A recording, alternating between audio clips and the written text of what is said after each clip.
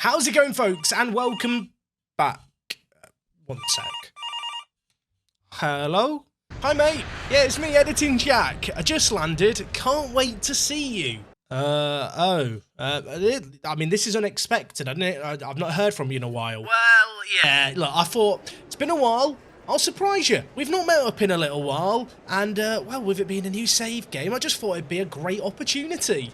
I mean, that is lovely and all, and I do appreciate the gesture, mate, but I'm a bit busy at the moment. Can I get you a taxi to the training ground or something? I mean, I can do that, but I thought we could grab a bite to eat together, you know? It's been a while. Been a long trip for me. I flew into Orlando, and then I had to transfer to... Orlando. Why Orlando? Well, you're Atlanta manager, aren't you? You're joking. Stop it. Stop it. You're doing one of your silly little jokes, I know you. You can't fool me. You've always been a little joker, you little minx. I have some bad news for you. I'm managing in Atlanta. Not Atlanta. Syria, not MLS. Yeah, you're at the wrong airport. Oh. Yeah, this is awkward, isn't it? I mean, that is kind of your brand, though, isn't it? You are the king of awkward. Now, you know what? Honestly, that might be the nicest thing you've ever said to me. Seriously, though, now, how am I getting home? I mean, look, don't get used to me being nice. I mean, that's as good as it's ever going to get. Look, I've got to go. Team to manage, matches to win, all that jazz, episode to record. You know the deal. You've got to edit it. Good luck getting home. Wait, don't hang up. Don't hang up. I can't afford Bye. Lovely seeing you, mate. Bye. What do I do now? How's it going, folks, and welcome back to Atalanta. There is no Editing Jack here today. He's off on his holidays, but we are here for action as always. Today, we have a double header, the Italian Cup semi-final first leg, and then after that, we're going to play Lecce. You might be sat there wondering, Jack, why would you not just do the first and second leg of the Italian Cup? Pretty good question. For some reason, the two games are 2 months apart. Who organises the scheduling? I don't know, but at least now you know what's coming on Monday. Now, when we left things last time, the transfer window was still open. Malinovsky was on his way out, and, well, he's still here.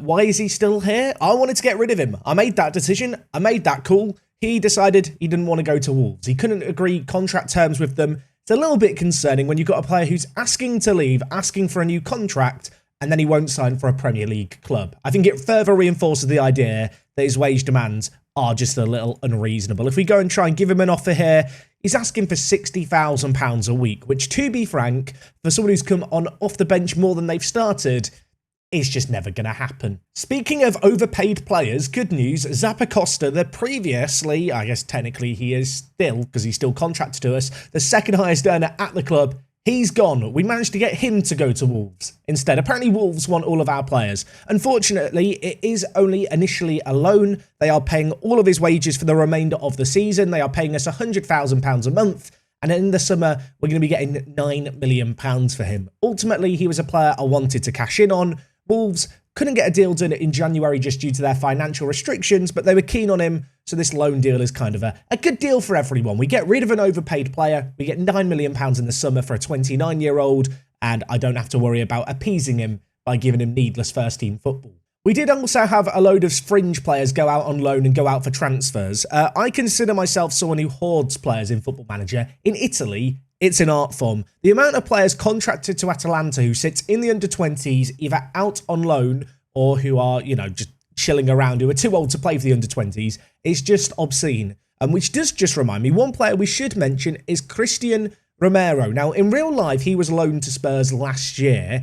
At the time of me recording this, I still don't think he's signed for them permanently, but there's all kinds of weird clauses and contracts in place. Basically, there's a very high chance in real life he moves to Spurs, but in the summer transfer update database that we're using, they just extended his loan for a year to kind of overcome the confusion. Because we can't program what's going on in real life. Spurs fans, if you know what's going on with this man, let me know. My understanding is he is going to be signing for Spurs permanently, but the kind of date at which he can sign for Spurs actually isn't for a few more weeks yet. Does anyone know? I don't think anyone knows what's going on. Either way, he's on loan away from us. There's an optional future fee of $43 million to Spurs. There is a slim chance he comes back to us next year, which, to be fair, I wouldn't really complain about. He's a very good defender. Now, I did make one transfer on the ins before the transfer window slammed shut. That man, Sandri, 19 years old, signed from Santos in Italy. Every year you're allowed to sign 2 non-EU players. I felt like we should make the most of that by signing a second one. And Sandri here is a very, very good player. 19 years old. We're going to ignore the fact he's been declining recently for inexplicable reasons. And, well, just admire the fact that so far he's done okay at the club. Signed for 13 million. His value right now sits at 28 to 33 million. He's 19 years old. One for the future. Slight worry about his injury proneness. But so far, he's looked like a useful little player for us. One for the future for sure. Now, since we were last here, 7 matches played. 2 of those have been in the Italian Cup. The first of which was against Cagliari, where we won 2-1. Guiri and Xerxes getting on the score sheet. We played a rotated team in this one. It was a good little performance. Worth noting that Karnasecki played in goal for us. And, well, bad news for, well, Musso. Good news for Karnasecki. Karnasecki's going to get a lot of game time going forward because Juan Musso, our first choice goalkeeper, has broken his leg. Yep, that's his season over. Now, that leg break did only happen recently, so Musso was in goal for this game against Inter, where, well, we played quite well. We got the win. We won 2-1. You might notice, if you're an eagle-eyed viewer, Jack, you didn't make any subs. What happened? Now, we won, which is great news. I'm going to ruin the illusion here a little bit of me being a real football manager. Clicked play for the start of the second half, and then I got a phone call. So I went and took the phone call, came back, realised I hadn't paused the game, but we had won. So, yeah, great win, expert management as far as I'm concerned. After that, we beat Torino 2-1, so this run of good form was extended. The win against Inter, I don't feel like I've just bigged it up enough. It was an amazing win. It was a great win. And, well, I tell you what was an even better win, when we beat them in the Italian Cup 3-0. Raspadori grabbing a brace, Mail getting in on the action, Demiral getting a goal, DeMarco playing that left centre-back position for us, getting an assist. We won 3-0. Yes, it was completely against the run of play. Do I care? No. To end the run of games since you were last here, 3 matches all in Serie A, 2 wins, 1 draw. The draw, a disappointing one. But let's focus on the positives. A 2-0 win against Fiorentina, Raspadori and Coop Miners with the goals, and most recently a win against Napoli, a team who, well, they humiliated us, didn't they? Not that long ago. We won this one 3-2. We have one man to thank, Guiri. He grabbed a hat-trick in this one. 5 goals in his last 5 games, a 10.0 rating in this one. And when you look at his development, when you look at how good he is, I think it's safe to say he's looking worth each and every penny. He and Raspadori have just come on leaps and bounds already this year. The future is looking rather bright. Now, of course, we have got a double header today. We're going to do the game against Fiorentina. We're then going to do the game against Lecce. The reason for doing these 2 games is, firstly, it's a cup semi-final. Is a big deal. And secondly, we've played all the big teams in the league. I feel like it'd be quite nice to take on Lecce and play a rotated team against them. We can, bring in some of the youngsters. I'm looking at the likes of Scalvini, who has been given some first-team football and thrived from it. We can show a bit of love to players who maybe don't necessarily start the live comms we've seen already this year. But at least for this first game, we are going to go into things with a full-strength 11, with the exception of Musso in goal. Of course, we're now going to be looking at Marco here to really step up and perform. A lot of pressure on the 21-year-old. Our goalkeeping depth isn't all that good. Maybe I'm going to regret selling the 3rd-choice goalkeeper in January. Hopefully we won't. But yeah, big pressure on him. Besides that, though, it is a very, very strong starting 11. Guiri and Raspadori leading the line. And, well, besides that, it's kind of an unexciting team, but a team that I have faith in to do well here. Now, we took on Fiorentina just a few weeks ago, and we were able to beat them rather handsomely. I'm hoping we're going to be able to do that again today. Worth noting, they are playing a mental formation. It looks a little bit phallic, I'll be honest. They're playing a 5-2-2-1. I mean, our formation is a bit classical. Theirs, it's an eyesore. I mean, if it works, I suppose. And, well, we're going to have our wits about us here because they've got a free kick in a dangerous area. It's going to be hits the post, and then Celso scores the rebound. Lino, VAR, bail us out. Raise the flag. Do something, please. VAR is going to check it. I have a sneaking suspicion it's going to count, and it is going to count. I mean, a bit of a disappointing goal to concede. A rebound from a free kick. Only 10 minutes away from the end of the first half here. There has not been a lot going on for either team. I think in the second half, I might have to go to the more attacking version of our system. I mean, look at it. It's not been good enough. I mean, their XG is basically just their tapping from the free kick. As for ourselves, We've not created enough here. Right, I'm going to get shouty with the players. I'm going to tell them I'm all very disappointed and angry. I am going to switch up the shape a little bit. Guiri has picked up a knock. I'm going to take him off just to play it safe. We're going to bring in Sekou Koita for him. I'm actually going to switch him to an advanced forward. When I've been subbing on Koita, I have been kind of just switching him to play as an advanced forward alongside Raspadori a lot of the time. Elsewhere in the team, Mail has picked up a knock. Hatterpor is having a good game, but he's very, very tired already here, which is a little bit of a concern. With Zappacosta leaving the club, we are a little light out on the right-hand side of midfield, I will be honest. Elsewhere, Daruna's not had a very good game. I'm going to make a couple of changes here. What am I going to do? I'm going to bring in Sandri to play as the roaming playmaker. And then in the final third, I'm going to bring in Mario. It's Pasalic's time to shine. He's so good at getting goals on off the bench. We're going to need some today. So 4 subs made already. We only have 1 more to go. So we're going to save that for as long as we can. But I feel like in this game, fresh legs needed to change the tide. Because right now, the tide is going out. We want the tide to be going in. And well, we need to be doing some defending here. Because Fiorentina are on the front foot yet again. Some patient probing play at the edge of our box. It's dink forward. It's hit by Arthur Cabral. Unfortunately for him, fortunately for us, it's off target. I mean, I suppose the silver lining in here is this is the first leg. So even if we lose 1-0, it's maybe not the end of the world. That said, it's been a disappointing performance so far, but still time for it to change as the ball's whipped in. It was DeMarco with it in, and, well, Demiral got his noggin on it. Unfortunately for us, Galini clutches onto it, makes an all-important save. With 17 minutes left, there's not been that many highlights in this game. There's not been that many chances. I still feel like there could be 1 or 2 left in it. And well, as Fiorentina look to play out from the back, we're going to press them a little bit here, try and force an error. But, I mean, with the shape that we have, we don't want to overcommit to the press. It's not like we have a load of players behind the midfield, especially in the wide areas, to deal with stuff. Attabol wins his header. Raspadori dropping deep to get it. Battles away, but Akoni comes away with it. And well, Akoni could be for on goal here. 1-on-1. No one in the middle to aim for yet, although he holds it up really nicely. And I hate to admit it. I hate to give them credit. That was a really nice goal. Okay, look, 2 goals down. Not ideal, but I don't want to tear up the plan just yet. I feel like we've played okay. And look, it only takes a second to score a goal. Maybe slightly more than a second, but a moment to score a goal. And maybe that moment could come here. DeMarco to Pellegrini. Plays it through to Sekou Koita, who I've bigged up so much this year. He's one of my favourites. Right there, he's let me down. It was saved by the keeper. There could still be a corner. DeMarco's good at these. He whips it in. And, well, Fiorentina deal with it. We're into extra time here. I don't think anything's going. It's been an even game. I think 2-0 perhaps flatters Fiorentina a little bit. We created chances throughout that second half.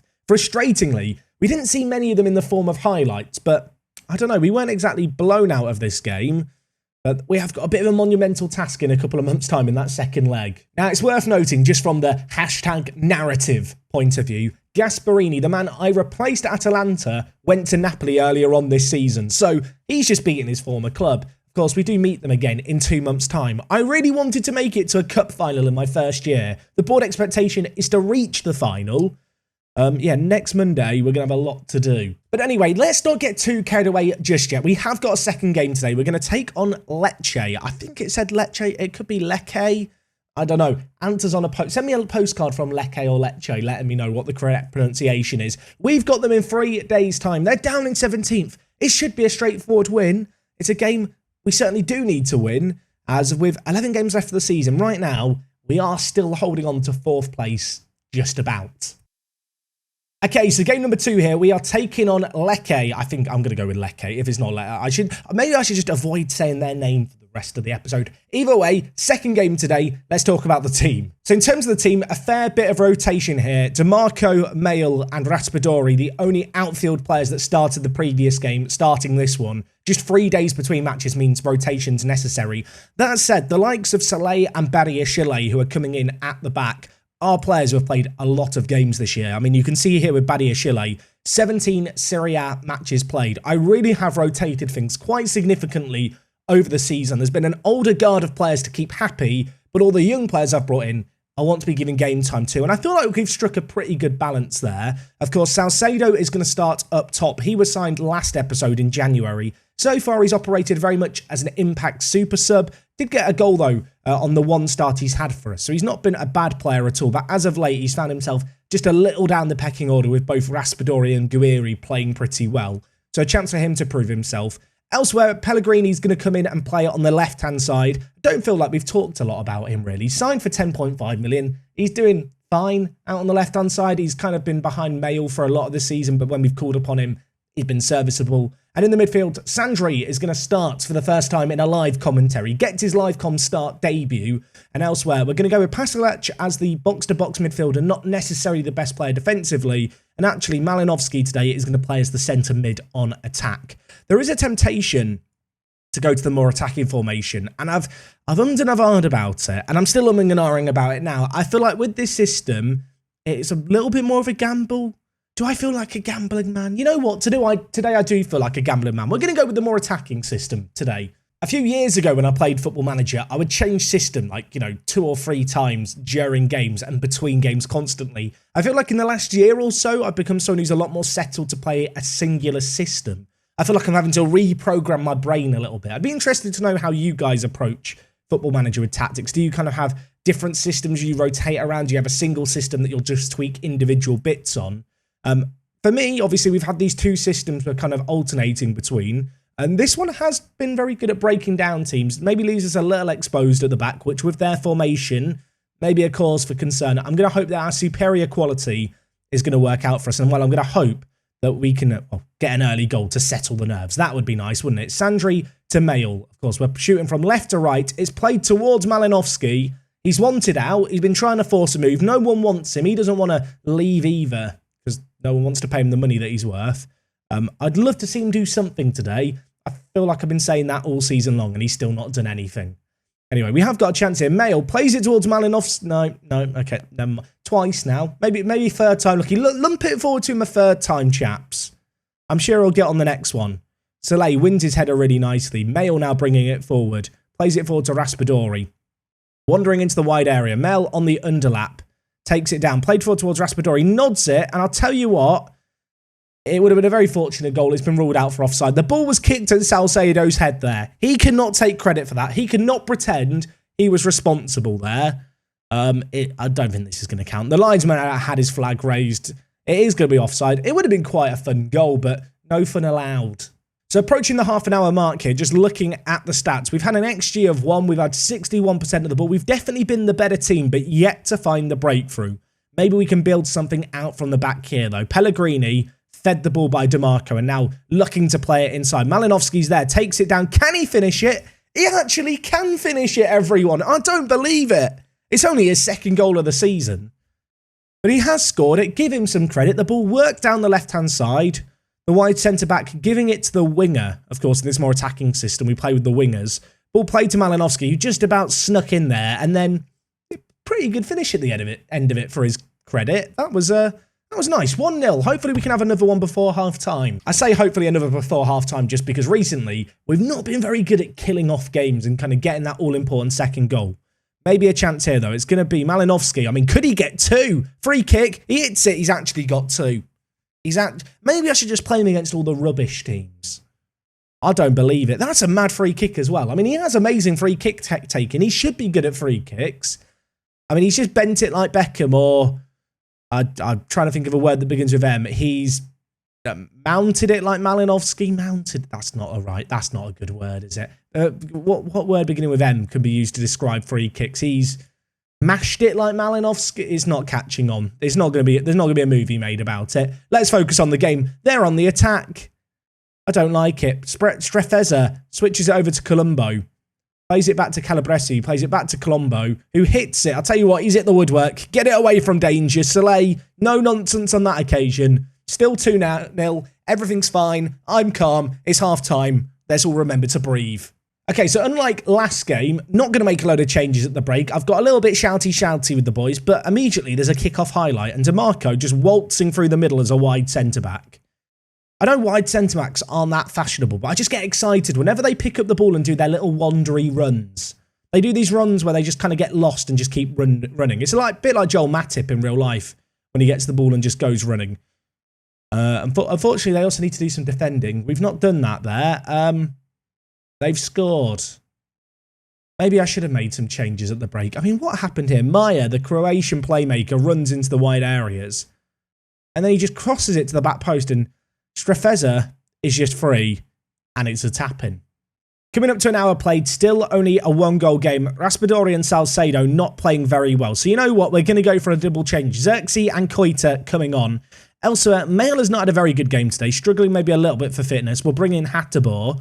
Besides that, though, there's no kind of obvious changes to make. I mean, maybe we could take off Sandri, but at least for now, I'm going to give the 19-year-old the benefit of the doubt. It wouldn't feel right on his live commentary debut as a starter to haul him off after an hour. I'm going to keep the faith.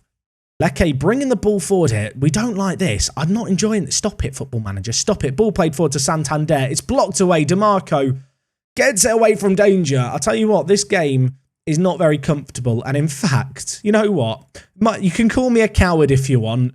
I'm switching to the more defensive system to attempt to see out this game. Let's get a defensive mid in play. Let's just try and, well, mark Meyer out of the game. He has been playing as their kind of centre attacking mid and causing us some issues. I think having a defensive midfielder will help with that as well. Badiashile plays it through to Sekou Koita, who not for the first time today probably should have had a goal. DeMarco in possession, dinks it forward towards Koita. What a ball that is, and what a finish that is in off the post. That highlight came from nowhere. The highlight began with DeMarco, and he just played it forward towards Koita, and suddenly it's in the back of the net, and it's 3-1. I forgive him for missing. Pellegrini gave the ball to DeMarco, and this ball here, I mean, that is ridiculous. That is a silly pass. A centre-back should not be making a pass like that. The finish as well, really nice, in off the post.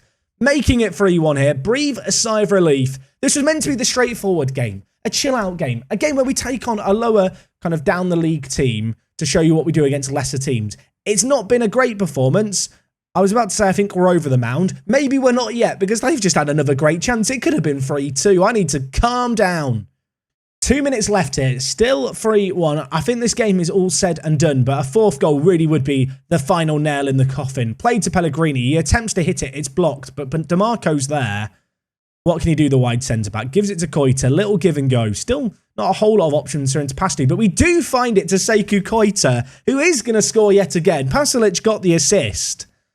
And I'll tell you what, the subs that we made in the attacking department appear to have paid off, because Koita has just grabbed his second. I felt a little bit bad for DeMarco here. He's in no man's land. No one is with him.